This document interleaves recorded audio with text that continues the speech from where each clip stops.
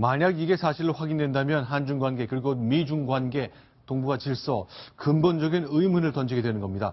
북한의 그 핵의 길 열어준 것은 중국 기업이다. 이게 어떻게 된 건지 과연 어떤 것을 근거로 이렇게 얘기하는지 하나씩 나눠보겠습니다. 손수호 변호사님, 지금 네. 보고서에 표지가 한 장 보이는군요. 네, 그렇습니다. 아산정책연구원과 미국의 국방문제연구센터가 공동으로 발표한 보고서인데요. 지금 네. 표지입니다. 이 네. 보고서의 제목이 이제 중국의 그늘에서라는 그런 제목인데요. 중국의 그늘에서. 그렇습니다. 네. 그 내용 자체가 굉장히 좀 놀라운 사실들이 있습니다. 네.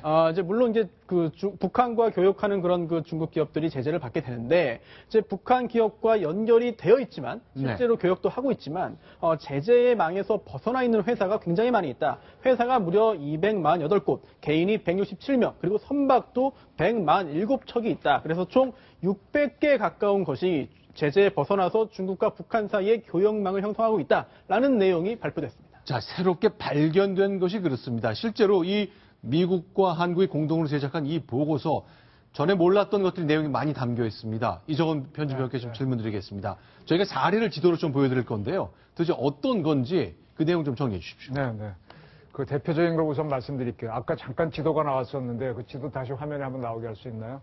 자, 저희 륜커우항이라는 데가 있죠? 네. 저기 지금 지도에 나오는데 융커우항, 한자로 네. 쓰면 용령자의 입구자인데 네. 저게 산동반도 북쪽에 있는 겁니다. 자, 산동반도의 북쪽에 있는 네네. 항구입니다. 저게 지금 서해를 너무 좁혀놔서 지금 너무 가까운데 저기가 융커우항이 지금도 그쪽에 가면은 그 초두를 붙인 다음에 올레자를 써서 내주라고 하는 데인데 내주라는 데가요. 여러분 역사 기록을 보시면 우리 고조선을 중국의 한나라가 칠 때 저기서 출발해서 왔고요. 또 고구려를 칠 때도 저기서 쳐들어온 데입니다. 백성이 들어온 데인데. 그러니까 항상 한반도거나 한반도에 있는 세력과 연결될 수 있는 그런 하나의 해양 루트의 출발점이죠. 저쪽에서 그 우리말로 하게 되면은 기러기 홍자 홍상 그룹인데 중국 발음은 어떻게 되나요? 홍샹이 됩니다. 홍샹 그룹 산하의 단동에 있는 또 자회사를 통해서 삼산화 텅스텐하고 알루미늄 인곳, 인곳이라고 하는 건 알루미늄 덩어리입니다. 알루미늄 개인데 그거를 북한에 수출했다는 거죠. 그러니까요. 자, 중국 기업이 룽커항과 남포항 거리도 멀지 않습니다. 저희가 좀 서해 바다를 지도를 좀 압축해서 그래서 더 가까이 보이긴 했습니다만 이 항구에서 중국 기업이 이런 두 가지 수출해서는 안 되는 물질을 중국 선박을 통해서 남포항에 수출했다 이 얘기잖아요. 이게 왜 이렇게 위험한 겁니까? 인곳? 인곳이라고 하는 게 그냥 덩어리인데요. 그 알루미늄 순수 알루미늄 덩어리 괴라고 보시면 되고요. 그다음에 이제 삼산화 텅스텐 같은 것들인데 이런 것들이 미사일을 만드는데 핵심 원료가 될 수 있습니다. 그 알루미늄 같은 경우에는 그 핵탄두를 그 운반 보관하는데 알루미늄으로 이렇게 포장을 해서 운반을 합니다. 그다음에 이 텅스텐 물질은 이 미사일의 공기역학적 안정성을 증가시키는데 왜 지난번에 그리드 핀을 8개 달아가지고 왜 안정성 자세 제어 같은 거 잡아주지 않았습니까? 최근에 그 북한이 미사일을 많이 성공하는 데는 이 텅스텐이나 이런 물질을 많이 사용했기 때문에 미사일이 막 진동을 일으키는 많은 안정시키는 그런 역할을 많이 했습니다. 자, 그러면 자, 정리를 다시 하겠습니다. 처음부터 다시 보겠습니다. 자, 그러니까 수출해서 안 되는 금지 물질을 우리한테 북한에 팔았고요. 중국은 미국한테 북한은 중국한테 뭘 판 겁니까? 뭘 줬을 거 아닙니까? 현금을 준 겁니까? 대개 그 철광석이나 섬유, 석탄도 그 민수용이라는 걸 포장해가지고 갔죠. 그러니까 지금 이거 말씀하신 대로 이게 보통 문제가 원래 미사일이나 핵에 전용되는 부분은 절대 못하게 돼 있는데 저렇게 가장을 해가지고 하는 거거든요. 심각한 문제입니다, 이건. 좀 다시 한번 지도를 보여드리겠습니다. 계속 보겠습니다. 자, 인곳과 삼산화 텅스텐이 같고 그 대가로 석탄을 줬는데 이거 왜 그동안 우리가 몰랐죠? 중국 당국은 알았을 것 같은데 미국이 몰랐던 거겠죠. 유엔이 몰랐던 거고요. 미국은 알았던 거겠죠. 우리는 몰랐던 거겠고요. 중국은 알고 있었다고 봐야 되죠. 저런 항구에서 저런 물자들이 오고 갈 때 저거를 내리고 할 때 그 항구 당국이 모르겠습니까? 모든 항구에는 거기에는 그 외국과 접촉할 수 있는 기관이기 때문에 그 나라의 정보기관이 다 나가 있습니다. 중국의 공안이나 국안은 알고 모른 척 했겠죠. 그거 우리 정보기관이 저거를 알았느냐 뭐라느냐 그건 별도의 문제고 미국은 저걸 알고 문제 제기를 했던 걸로 판단됩니다. 다음 시리즈 계속 보겠습니다. 자, 그러면요. 자, 북한의 핵을 지원한 중국 기업 얘기인데 돈도 오갔을 것 같습니다. 지금 이 내용이죠. 네, 수출이 중국에서 북한으로 1,913억 원. 반대로 북한에서 중국으로 간 게 4,034억 원이라는 그런 판단들이 나오고 있습니다. 자, 그런데 이제 여러 가지 좀 내용을 봐야 되겠습니다. 자, 이렇게 이제 배로 실어서 금지된 품목 준 것도 있습니다. 다음 거 계속 보겠습니다. 준비해 주십시오. 그런데 북한의 사이버 전사들, 특히 이제 우리나라 전산 시스템 해킹하는 사람들이 있잖아요. 거기에 관련된 아지트라는 곳이 공개된 게 있습니까? 어떤 중국의 호텔이라는데 그게 얼마나 공개되는 건지 모르겠는데 좀 설명 좀 부탁드리겠습니다. 네, 심양의 칠보산 호텔이라고 지금 알려져 있습니다. 심양산 호텔. 여기는 정찰 총국 산하의 121국 부대라고 하는 데가 거점으로 사용하는 겁니다. 거점이라고 하는 거는 정보기관에서 사용하는 아지트를 우리말로 옮긴 걸로 보시면 됩니다. 자, 그러니까 레오닝 홍샹그룹이 계속 뭔가 문제를 일으키고 있습니다. 자, 이 회사가 이 칠보산 호텔에 투자를 합니다. 사실 지분 30%를 가졌다면 의사결정과 관련해서 거의 뭐 사실상 두 번째 주인 또는 첫 번째 주인일 가능성이 큰데 이 호텔이 사이버 테러 전사단하고 관련이 있는 거네요. 그렇죠. 거기에서 여러 가지 활동을 했겠죠. 예를 들면은 지금 뭐 추정이긴 하지만은 소니 픽처스에 대한 해킹을 해서 문제가 된 적이 있는데 북한 내에서 사이버 활동을 하려면은 외국에서 미국이 통제할 수 있는데 중국은 미국하고 워낙 이메일 같은 게 많이 주고받으니까 중국에 나와서 하게 되면 미국 통제하기 어렵죠. 그래서 아마 칠보산에서 하지 않았나 그렇게 판단들을 하고 있습니다. 자, 칠보산 호텔. 저 호텔에서 이렇게 한다? 그런데요. 선양에 있는 칠보산 호텔, 이게 중국 호텔인데 보니까 간판도 나오거든요. 한글로 칠보산이라고 써 있는 걸로 보아 중국의 목소리가, 북한의 목소리가 잔뜩 들어간 호텔이긴 한데 이런 호텔에 이렇게 정찰 총국 산하의 119 해킹 부대에 거점을 둔다. 이게 중국 당국의 도움이 없이 가능한 겁니까? 그러니까 저 칠보산이라고 하는 거는 북한의 백두산 남쪽에 있는 굉장히 이쁜 산이죠. 북한의 금강산이라고 할 정도로 좋은 산인데 그런 산 이름이 중국 심양이라고 하는 동북 지역 최대 도시의 호텔 이름이 됐다는 거는 아마 모르긴 몰라도 저 투자는 북한하고 중국이 공당으로 했을 겁니다.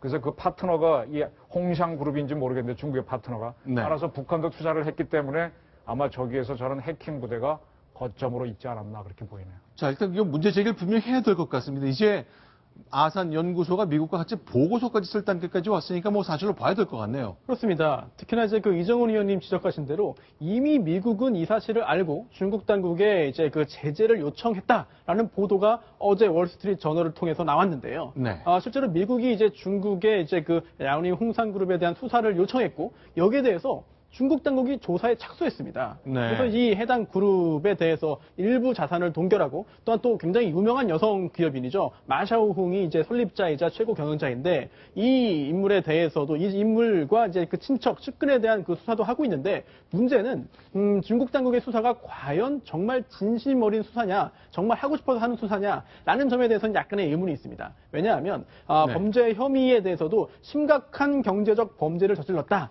라는 네. 그런 그 표현만 나왔지 구체적으로 북한과 관련된 그런 일들을 했기 때문에 뭐 이제 그 혐의가 있어서 조사받고 있다라는 점에 대한 언급도 전혀 없었거든요. 이 네. 부분에 대해서도 앞으로 중국이 어느 정도 진지한 수사를 할지 지켜볼 필요가 있겠습니다. 네, 제가 이거랑 관련해서 하나의 추정을 좀 말씀드릴게요. 저는 대한민국 국정원이 그렇게 호락호락한 데가 아니란 걸 알고 있습니다. 네. 개인적으로 저쪽을 신경을 많이 쓰고 피할 땐 피하는데 우리 국정원이 심양을 루트로 해서 많이 띄고 있죠. 근데 만에 하나 이 정보를, 그러니까 저기 칠보산이라는 호텔은 북한이 운영한다는 걸 알고 있었을 테니까 거기에 중국 쪽 파트너가 이 그룹이고 그러면 거기에서 뭔가 조사를 해서 119이라고 하는 해커 단체가 있구나라는 걸 알고 그리고 홍샹 그룹이 거래하는 걸 알아가지고 가장 좋은 게 정부 활동에서는 3쿠션으로 하는 거죠. 내가 직접 문제 제기를 하게 되면 중국은 지금 그러지 않아도 사드 문제 갖고 우리랑 사이가 안 좋으니까 안 들을 텐데 이걸 미국에 줘서 미국에서 언론에 보도가 나오게 하고 미국의 연구기관이 좀 더 연구를 해서 우리랑 같이 이렇게 발표하게 하는 3쿠션으로 나왔을 가능성도 있습니다. 그렇다면 네. 저는 국정원에 대해서 상당히 칭찬을 하고 싶고 만약에 몰랐다면 그쪽에 있는 우리 거점은 상당히 기합을 받아야 된다 이런 말씀을 드리고 싶네요. 자, 그러면요. 자, 중국이 이렇게 비협조적으로 나오고 미국이 이제 공개적으로 문제 제기를 한 겁니다. 사실은 이제 중국의 리커창 총리가 워싱턴 방문해서 오바마 대통령 만나고 있잖아요. 자, 문제 제기 있었습니까? 그렇습니다. 이 오바마 대통령과 리커창 총리가 만나서 이 북한의 핵실험을 규탄하고 새로운 대북 제재 결의를 위해서 협력을 강화하기로 했는데요. 네. 미국은 유엔에서 북한의 주요 수입원이 되는 석탄과 철광석의 수출 규제 강화를 비롯해서 더욱 엄격한 제재 결의를 채택해야 한다. 그러면서 안보리 이사국들의 대북 제재 동참을 호소하고 있는 상태입니다. 자, 그러면 이제 전체적으로요.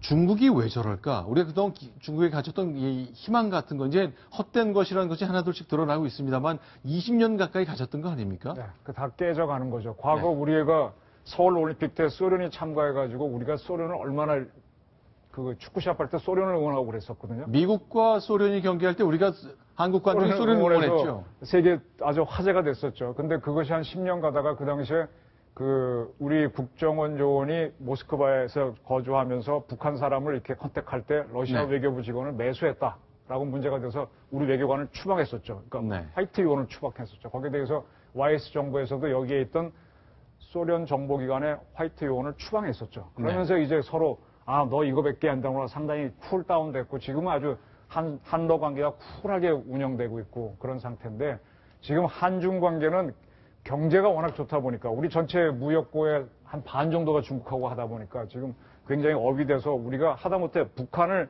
통제하는 것도 과거에는 우리 미국 보고 해달라 그랬거든요. 네. 근데 요 근래는 박근혜 정부 정처도 중국이 해달라고 하다가 그게 깨지는 게 사드 사태였습니다. 이제 네. 서로의 너의 한계를 알게 되는 건데 지금 이제 중국이 저렇게 두 가지의 마음을 먹고 있었다. 이런 거는 역사책에 보면 양단책이라고 나오는데 네. 중국의 양단책이 드러나는 상황이니까 우리도 이제 중국의 본심을 보게 된 거죠.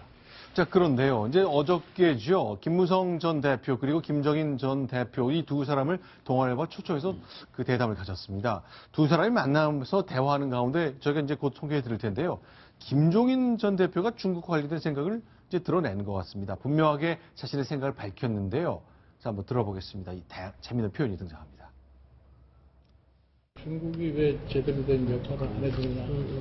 그 사람들이 비교적으로 보는 한반도라고 하는 것은 옛날에 자기네들에게 조공을 바치던 나라라고 이렇게 생각을 하고 있는 거잖아요. 우리 보고 건방을 떤다는 얘기예요. 이제 그런 상황이기 때문에 비핵화를 시키겠다고 하는 얘기는 정상적인 방법으로 비핵화가 이루어진다는 건 나는 불가능하다. 자, 지금 보니까 건방을 떤다고 중국이 생각한다네요. 네.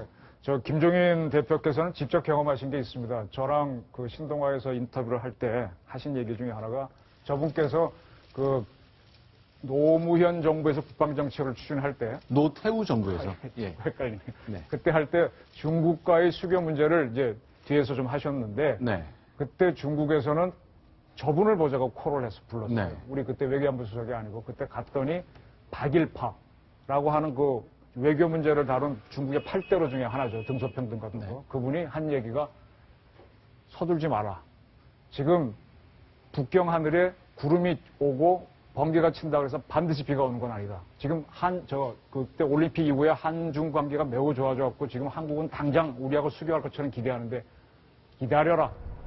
그렇게 우회적으로 했답니다. 그런데 나중에 중국이 언제 수교하자는 사인이 보내왔는가 하면은 네. 우리하고 북한이 유엔 동시가입을 하니까 네. 그때서야 북한에 대해서 자기네가 명분이 있다라고 판단한 듯이 하겠다는 걸 전해왔답니다. 네. 그래서 뭔가 하면 중국은 자기네 원하는 시점에서 하는 거지 우리가 만들었다고 안 한다. 즉 조공받듯이 한다. 그 얘기를 하신 거죠. 근데 지금 얘기는 이제 건방을 떤다 이런 대목은요. 핵 문제도 그렇지만 이제 우리가 북한의 핵에 대한 부담 때문에 사드 배치를 도모하고 있는데 우리가 우리의 안보를 위해 방어 무기인 사드를 국내에 배치하는 것을 보고 김종인 전 대표의 해석에 따르면 저건 중국이 생각할 때 한국이 건방을 떤다고 생각한다 이런 표현도 중국이 있었거든요. 이제 한국에 대해서 네. 건방을 떠는 거 아니냐, 일종의 내정 간섭 아니냐. 네. 근데 좀 아쉬운 점은 올 초에 왜 주한 중국 대사가 김정인 전 대표 찾아가지 않았습니까? 네. 그때는 아무 소리 안 하고 있다가 차라리 그때 왜 건방 떠느냐. 네. 그때 왜 내정한, 한마디 했으면 더 좋지 않았겠냐. 네. 그런 생각이 듭니다. 저 때 이제 총선 직전이니까 여러 가지로 이제 그 안보 문제가 정치화되던 그런 시점이었거든요. 네. 어쨌건 중국 대사가 사드에 관한 반대 의견을 말하는데 제1야당이 좀 참고이 됐던 점 좀 부담이 됐었을까요? 어쨌건 생각을 정리 좀 한 것 같습니다. 지금 우리 사회에서 하나 정리를 해야 되는 게요. 김영삼 정부를 다시 봐야 됩니다. 김영삼 정부 때 핵 문제는 우리가 북한을 상대할 수 없다 그래서 미국하고 하라고 비켜줬습니다. 그때부터 네. 강갈로 최회담이 열리면서 그 후에 육자회담까지 왔는데 결국은 핵 문제 해결 안 됐습니다. 그리고 우리가 그 와중에 중국이 북한을 통제하라라 그래서 육자회담의 주역으로 모시고 쭉 했는데 그래서 뭡니까? 군사 한라인 만들어서 군사 한라인 통해 가지고 중국이 북한을 통제하게 하려는데 중국이 이번에 받지도 않았거든요. 네. 결국은 뭔가 북한은 우리가 직접 붙잡아야 되는데 우리가 해야 될 거를 위임 국방, 위임 외교를 하다가 20년, 30년 허송세월하고 다시 원위쳐 온 겁니다. 그 사이 북한은 5번 핵실험을 했고 미사일은 수도 없이 쐈습니다. 자, 이렇게 하고도 지금 다시 와서 자주 국방, 자주 외교를 하는 타임으로 왔거든요. 이거를 박 대통령이 이하고 우리 공무원들이 외교안보 책임자들이 처절하게 깨닫고 다시 박정희 시절로 돌아가야 됩니다. 외교안보에 있어서는. 알겠습니다. 자, 이제 대통령과 관련된 이제 상황 좀 정리해 봤고요. 중국이 이렇게까지 하는구나 하는 것 확인해 볼 수 있었습니다. 이번에 두 번째 소식을 통해 안보 상황 계속 확인해 보겠습니다.